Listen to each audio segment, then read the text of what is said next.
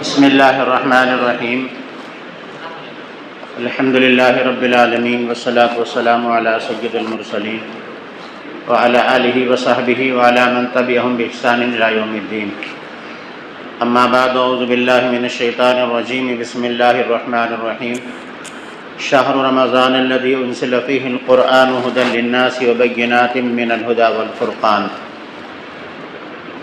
صدق اللہ العظیم۔ محترم بزرگوں، دینی اور ایمانی بھائیوں،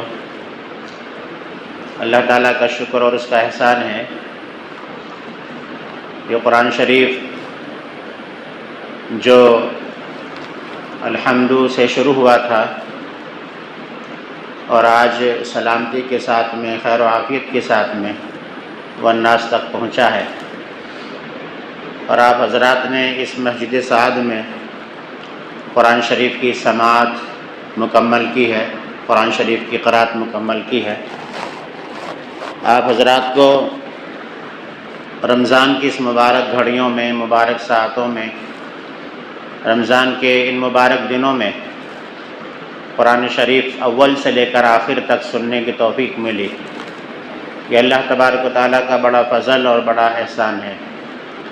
آپ ہی کے بہت سارے بھائی وہ ہیں کہ جو رمضان کی ان مقدس ساعتوں میں مسجدوں سے دور ہیں، نہ انہوں نے نمازیں پڑھی ہیں، نہ قرآن سننے کی انہیں توفیق حاصل ہوئی ہے۔ تو اس پر ہم اللہ تعالیٰ کا شکر کریں۔ کوئی اس میں بڑائی کی یا فخر کی بات نہیں ہے، بلکہ ہم لوگ جو مسجد کے اندر آئے اور ہمیں جو قرآن سننے کی توفیق ملی وہ اللہ تعالیٰ کے فضل، اس کے کرم اور اس کی مہربانی سے ملی ہے۔ اس کا فضل اگر شامل نہیں ہوتا، اس کی نوازش نہ ہوتی، اس کی مہربانی نہ ہوتی، تو ہم بھی دکانوں پر، راستوں میں اور اپنے گھروں کے اندر بیٹھے رہتے۔ تو اس پر ہم اللہ تبارک و تعالیٰ کا شکر ادا کریں۔ رمضان مبارک میں جہاں ہم بہت سارے کام کرتے ہیں اور اللہ تعالیٰ کی بہت سارے حکم ہمارے اوپر ہیں، رمضان کا روزہ رکھنا اور رمضان کا پورا ادب اور احترام کرنا، اور اسی طریقے سے عبادتوں کے اندر خاص طور سے توجہ رکھنا، روزہ افطار کرانا ایمان والوں کو، ایثار اور غمخواری کرنا، اور رمضان کے اندر خوب اللہ تعالیٰ کی عبادت کرنا، یہ بہت ساری چیزیں ہیں جو ایک مسلمان رمضان کے مہینے میں کرتا ہے۔ وہیں ایک مبارک عمل جو رمضان میں بہت زیادہ کیا جاتا ہے، حالانکہ وہ پورے سال کرتے رہنا چاہیے، لیکن رمضان میں جو مبارک عمل سب سے زیادہ کیا جاتا ہے وہ قرآن کریم کی قرأت ہے، قرآن کریم کا پڑھنا ہے اور قرآن کریم کا سننا ہے۔ رمضان پورے سال قرآن کریم پورے سال پڑھا جاتا ہے۔ آپ کے مکتب میں قرآن کریم کی تعلیم ہوتی ہے، امام صاحب الحمدللہ کرا رہے ہیں بچوں کو بھی اور بچوں کو بھی بارہا اس مسجد کے اندر آنا ہوتا ہے۔ اور اسی طریقے سے رمضان میں بھی، غیر رمضان میں بھی نمازوں میں قرآن کی قرأت ہو رہی ہے، مدرسوں میں قرآن کریم پڑھا جا رہا ہے۔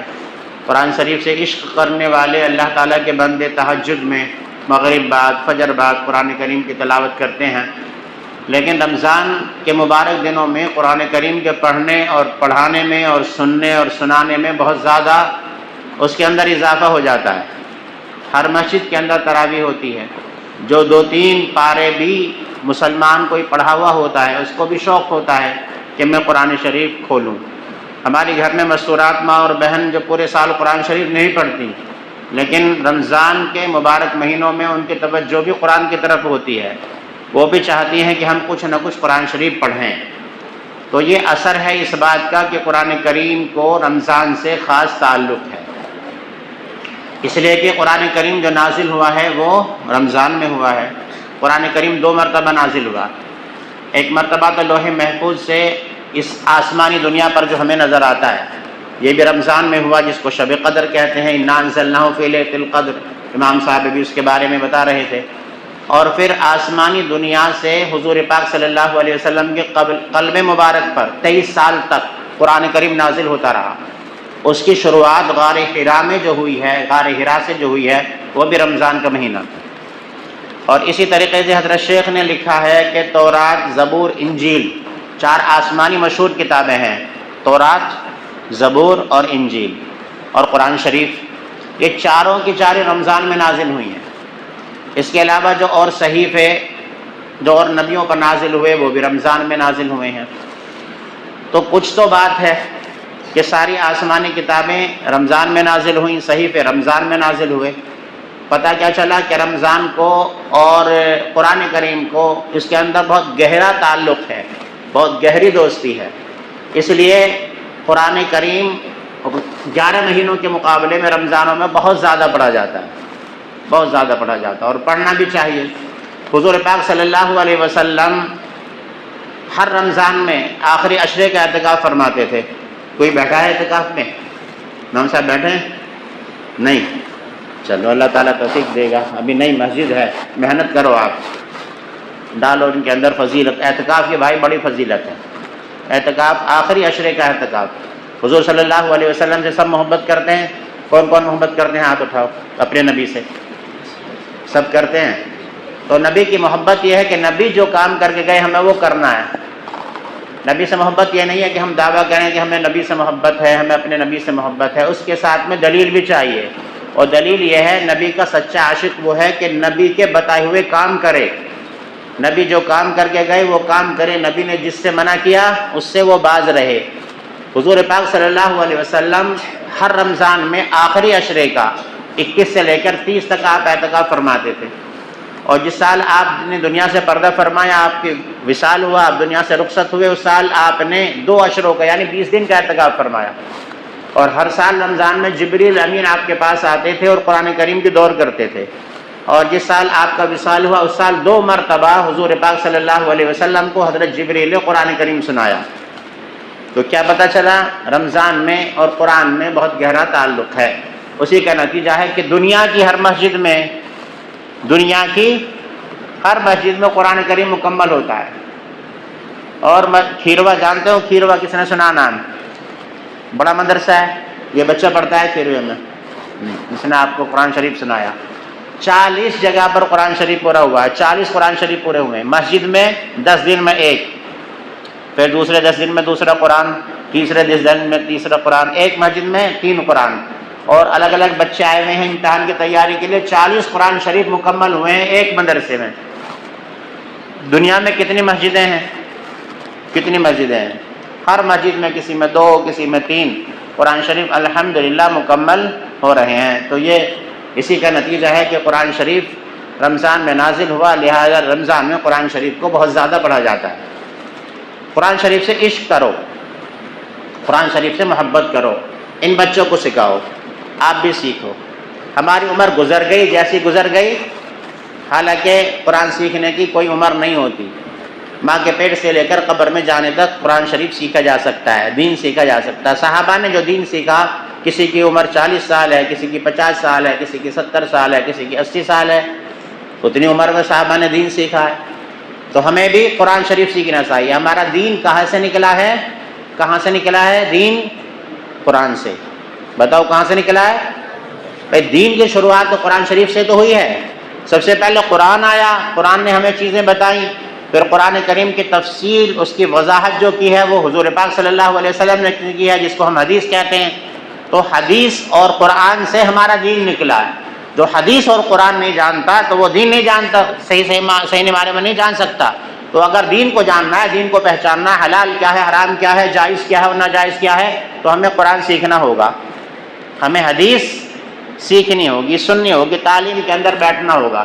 تو سارا ہمارا دین کا سرچشمہ، دین کا منبع، کہ جس طرح سے پہاڑوں سے پانی نکلتا ہے، ٹویل سے پانی نکلتا ہے، اسی طریقے سے ٹویل بند ہو جائے تو پانی نکلنا بند ہو جائے۔ اگر قرآن شریف ہم نہیں سیکھیں گے تو ہمیں دین نہیں ملے گا۔ دین جب ملے گا جب ہم قرآن پڑھیں گے اور حدیث کو سمجھیں گے۔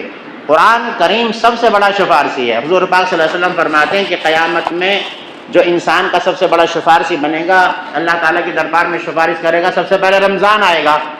یہاں بھی رمضان اور قرآن کا جوڑ ہے، یہاں بھی رمضان اور قرآن کا جوڑ ہے۔ حضور فرماتے ہیں کہ ایک آدمی کے بارے میں جہنم کا فیصلہ ہوگا تو قرآن آ جائے، روزہ آ جائے گا، رمضان آ جائے گا، جس آدمی نے روزے رکھے ہوں گے تو وہ اللہ تعالیٰ سے جھگڑے گا۔ جس طرح سے کورٹ کے اندر وکیل بحث کرتا ہے جج کے سامنے، اور وہ چاہتا ہے کہ اپنے موکل کو جیت دلائے، اور کیسی بحث کرتے ہیں وکیل صاحب، آپ نے دیکھا ہوگا، عدالتوں میں دیکھا ہوگا، ناٹکوں میں دیکھے ہوں گے، اس طرح سے بالکل یہی شکل لے کر رمضان آئے گا اور اللہ تعالیٰ سے جھگڑے گا کہ اللہ تعالیٰ آپ اس کو جہنم میں کیسے بھیج رہے ہیں، میں اس کو کھانے پینے سے میں نے روک کے رکھا تھا، گرمی تھی، سردی تھی، کھانا اور پینا یہ نہیں کرتا تھا، اس سے روکے رہتا تھا، مجھ سے محبت کرتا تھا، رمضان رکھتا تھا، میں اس کو جہنم میں نہیں جانے دوں گا، میں سفارش کرتا ہوں اللہ تعالیٰ میری سفارش اس کے حق میں قبول فرما، تو اللہ تعالیٰ قبول فرمائے گا۔ پھر قرآن شریف آ جائے گا، جو بندے قرآن شریف پڑھتے تھے، اللہ تعالیٰ میں اس کو سونے نہیں دیتا تھا، یہ راتوں کو اٹھ کر بستروں سے اٹھ کر میری تلاوت کرتا تھا، مجھے پڑھتا تھا، میرے ہوتے ہوئے مجھ سے محبت کرتا تھا، آپ اس کو جہنم میں کیسے داخل کر رہے ہیں؟ تو قرآن کریم اللہ تعالیٰ سے جھگڑے گا اور اللہ تعالیٰ کے دربار میں سفارش کرے گا، تو اللہ تبارک و تعالیٰ سفارش کر کے قبول کرے گا، اور قرآن کی سفارش پر، روزوں کی سفارش پر اللہ تعالیٰ بندے کو جہنم سے نکال کر جنت کے اندر داخل کرے گا۔ آپ نے قرآن پڑھا، آپ سمجھو گے کہ حافظ صاحب کو ہی ثواب ملے گا، ہمیں کچھ سے ثواب نہیں ملے گا، جیسا ثواب پڑھنے والے کو ایسا ہی ثواب سننے والے کو۔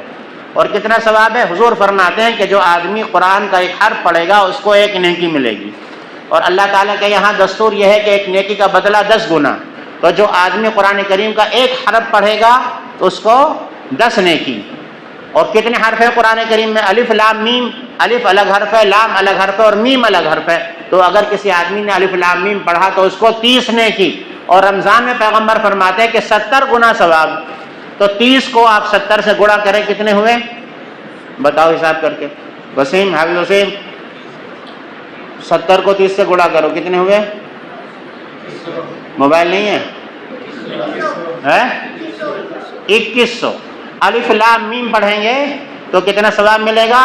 2100 نیکیاں۔ کتنی نیکی ملیں گی؟ اور قرآن کریم میں کتنے حروف ہیں؟ تو پڑھنے والے کو بھی اتنا ثواب ہے اور انشاءاللہ سننے والے کو بھی اتنا ثواب ملے گا۔ قرآن کریم تو وہ دولت ہے کہ جس کا پڑھنا بھی ثواب اور سننا بھی ثواب، اس کو چھونا بھی ثواب اور اس کو محبت کی نگاہ سے دیکھنا بھی ثواب۔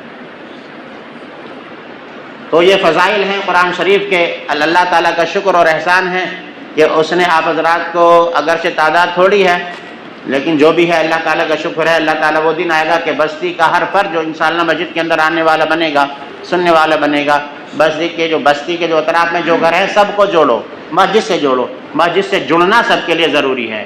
دین جو پھیلے گا، دین جو بچے گا، عقائد جو محفوظ ہوں گے وہ مسجد کے سسٹم سے جڑنے کی وجہ سے ہوں گے۔ اللہ تعالیٰ کا شکر اور احسان ہے کہ اللہ تعالیٰ نے آپ کو قرآن شریف سننے کی اور پڑھنے کی توفیق عطا فرمائی۔ کتنے حرف پڑھے گئے ہوں گے، کتنے سنے گئے ہوں گے، آپ لوگوں نے سنے ہیں، انشاءاللہ بہت بڑا ذخیرہ نیکیوں کا آپ کے نامہ اعمال میں شامل ہوگا۔ اللہ تعالیٰ ہمارے سننے کو اور پڑھنے کو قبول فرمائے، اور اللہ تعالیٰ ہماری بستی کے لیے نجات کا ذریعہ بنائے اور اس پوری بستی کے لیے ہدایت کا ذریعہ بنائے۔ وآخر دعوانا الحمدللہ۔